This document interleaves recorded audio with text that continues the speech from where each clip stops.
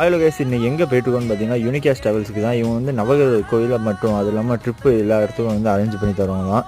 அது இல்லாமல் நம்ம சேனலில் வந்து நிறைய கிவ்அவே சொல்லியிருக்காங்க. அதனால இந்த வீடியோவை கடைசி வரைக்கும் பாருங்க கைஸ். இப்போ வந்துட்டு இதை பற்றி ஃபுல் டீட்டெயில் நம்ம கேட்போம். இந்த இடம் எங்கே இருக்குது எல்லாமே வந்துட்டு நம்ம இந்த சாட்டை கேட்போம்.